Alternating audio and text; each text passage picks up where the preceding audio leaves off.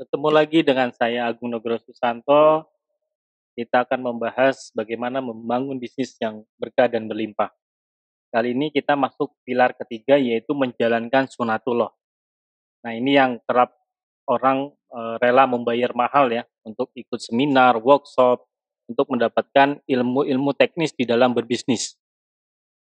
Ya, di dalam membangun sunatullah bisnis atau hukum sebab akibat di dalam bisnis, ketika saya telah banyak mengikuti workshop, mengikuti coaching ya, seminar, saya simpulkan bahwa membangun bisnis itu sunatullah dalam bisnis setidaknya ada 3 yang harus kita kuasai. Yang pertama adalah great team, yang kedua great system, dan yang ketiga adalah great strategi. Nah, 3 hal inilah yang harus Anda kuasai supaya sunatullah di dalam membangun bisnis itu optimal ya, ikhtiarnya maksimal. Ya, akan kita bahas sedikit, satu persatu ya. Yang pertama adalah great team atau tim yang hebat. Membangun tim yang hebat itu memang harus dilakukan, karena tidak selamanya kita bisa melakukan sendiri. Bila ingin bisnis kita growth, bisnis kita tumbuh, tentu kita harus mulai mengkader, mulai membangun tim ya. Membangun tim itu harus dimulai dari proses rekrutmen.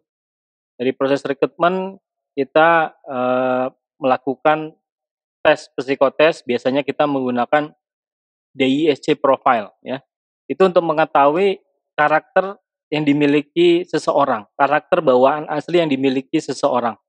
Tujuannya apa? Supaya kita bisa menempatkan man in the right place, menempatkan orang sesuai dengan karakternya ya. Misalkan dia memiliki karakter dominan dan influence ya, yang artinya dia cocok sebagai karakter bawahnya adalah seorang marketer. Lalu tapi kita tempatkan di dalam malah sebagai akunting atau admin gitu ya, yang berjam-jam di depan komputer.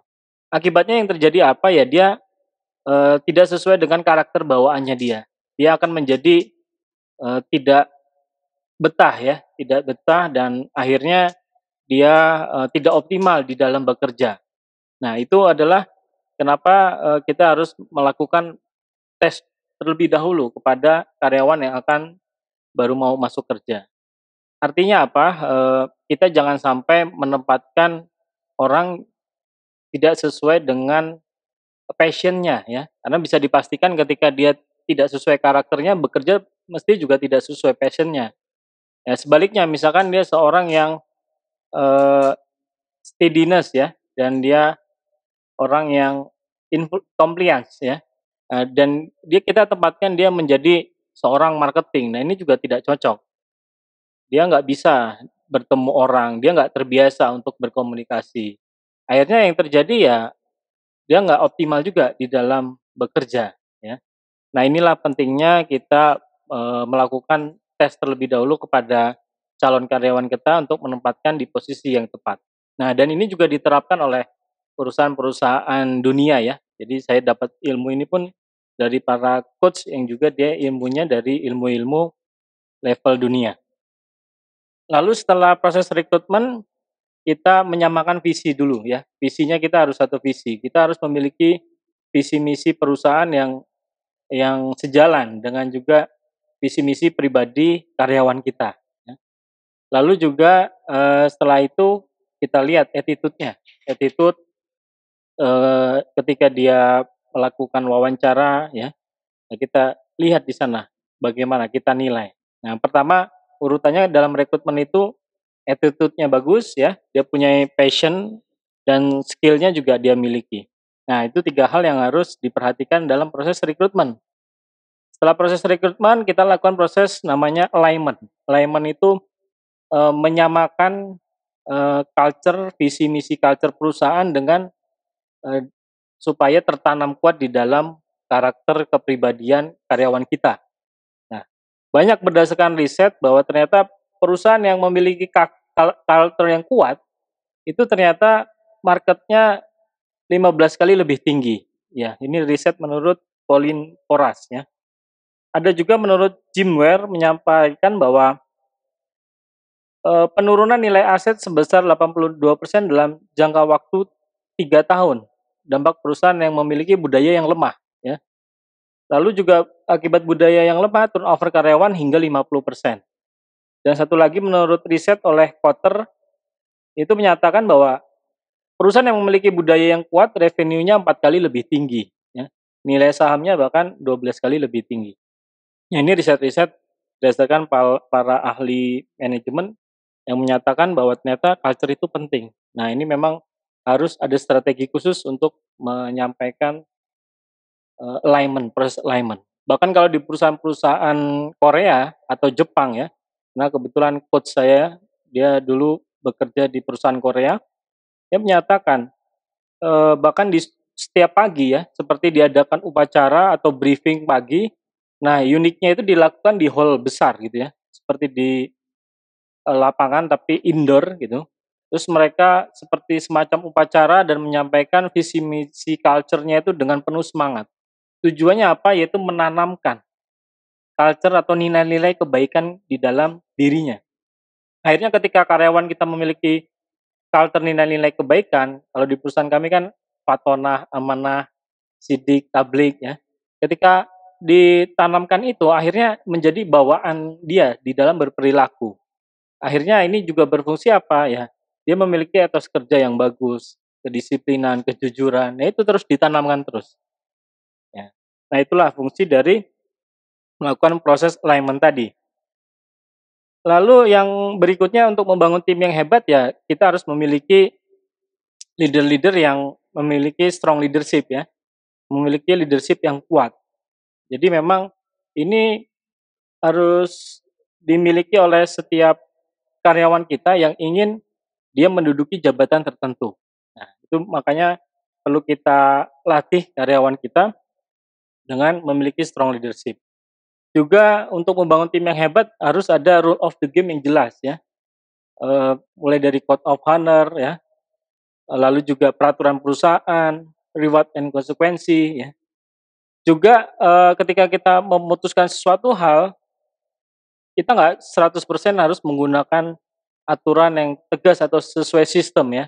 Jadi paling tidak 80% itu by system, 20% dari hati. Artinya nggak semua keputusan itu harus saklek gitu ya. Kita juga harus melihat nilai-nilai manusiawi. Nah, intinya di dalam membangun tim yang hebat itu, jadilah kita membangun seperti grup Avenger gitu ya. Grup Avenger itu kan kumpulan para superhero yang dipimpin oleh satu orang eh, pemimpin atau Kapten Amerika ya kalau di Avenger itu. Dia bisa memimpin, meleader para superhero-superhero yang lain. Nah, jangan kita seperti Superman gitu ya, semua dikerjakan sendiri. Kita yang belanja, kita yang ngolis keuangan, kita yang mengatur marketing, kegiatan pemasaran, lalu semualah diurusin seorang diri, seperti Superman gitu ya. Nah itu boleh-boleh saja, paling tidak ya paling nggak lebih dari 1 tahun lah, dalam rangka kita memahami seluk-beluk dunia bisnis yang kita jalankan. Nah tapi setelah itu ya kita harus mulai membangun tim ya. Membangun tim ini ya seperti tadi saya analogikan membangun seperti Avenger gitu ya, pasukan pasukan khusus atau superhero yang ada leadernya. Lalu berikutnya adalah grade system ya. Nah, grade system ini adalah bagaimana kita membangun sistem yang hebat. Nah, membangun sistem yang hebat ini diawali dengan struktur organisasi yang rapi ya. Kejelasan posisinya, fungsinya apa ya, jangan sampai overlap supaya jelas dia itu bertanggung jawab kepada siapa. Nah, ini namanya eh, fungsi dari struktur organisasi. Jadi jangan dianggap remeh, struktur organisasi biasanya hanya jadi pajangan saja ya. Ini benar-benar artinya komando ada di siapa bisa ketahuan dari struktur organisasi yang jelas tadi. Lalu sistem yang bagus itu ketika ada SOP di setiap unit divisi atau standar operating procedure ya. Jadi setiap divisi ada job desk yang jelas ya, pedoman baku apa, mengapa, bagaimana. oleh siapa, di mana itu jelas semua. KPI-nya ya, terus target hariannya apa, itu harus dipersiapkan dengan matang. Karena kalau kita tidak punya sistem yang jelas, ketika ada satu karyawan yang keluar, kita ada langsung kesulitan ya, langsung kesulitan karena kita nggak punya SOP yang jelas. Akhirnya setiap karyawan, setiap bisnis ini tergantung siapa karyawan yang baru masuk. Kebetulan dapet yang bagus ya bisnisnya ikut bagus. Kebetulan dapet yang jelek ya bisnisnya juga menjadi menurun kan gitu. Nah, artinya memang kita harus memiliki SOP yang jelas di dalam setiap divisi di perusahaan kita. Lalu juga berikutnya ada balance scorecard atau tadi sudah saya singgung yaitu key performance indicator turunannya KPI ya, yaitu yang mentranslasikan visi dan strategi kita selaku owner, selaku founder ke dalam sebuah aksi ya. Nah, jadi jelas, biasanya ada 4 pilar, itu pilar keuangan, pilar bisnis proses ya, pilar pembelajaran ya, lalu juga pilar konsumen ya. Nah, itu adalah 4 hal yang harus dimiliki di dalam balance scorecard. Lalu, membangun sistem yang hebat adalah memiliki action plan yang jelas juga ya, perencanaan. Perencanaan kita mau kemana nih. Nah, bisa menggunakan metode Kipling namanya atau biasa dibilang 5W1H ya, ya. What, where, when, why, who, dan how ya, 1W. Nah, ini adalah beberapa cara untuk membangun sistem yang hebat. Dan terakhir adalah great strategi. Nah, great strategi ini memang erat kaitannya dengan perkembangan zaman juga, ya, perkembangan teknologi. Kalau dulu kita melakukan pemasaran secara offline ya, misalkan kalau di Simply itu menggunakan brosur, ya, menggunakan poster, kita juga voucher-voucher dibagikan, itu saat belum masuk ke dalam dunia sosial media seperti sekarang. Nah, tapi kalau sekarang sudah zaman sosial media, kita bisa manfaatkan Facebook Ads, Google AdWords, search engine optimization untuk membangun website kita. Nah, ini adalah cara-cara strategi untuk di dalam kalau yang saya sebutkan tadi di bidang pemasaran. Bisa juga di dalam strategi manajemen misalkan ya. Sekarang juga banyak software-software pendukung ya untuk membangun manajemen yang bagus, pelaporan, sistem pelaporan, atau juga di dalam bertransaksi ya.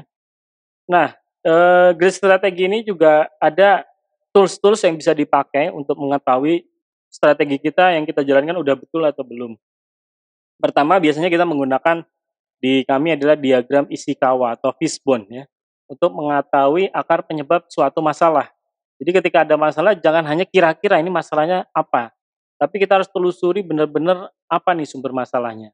Nah, biasanya metodenya adalah 5M ya, material, metodenya kita lihat, machines-nya kita lihat, man-nya kita lihat.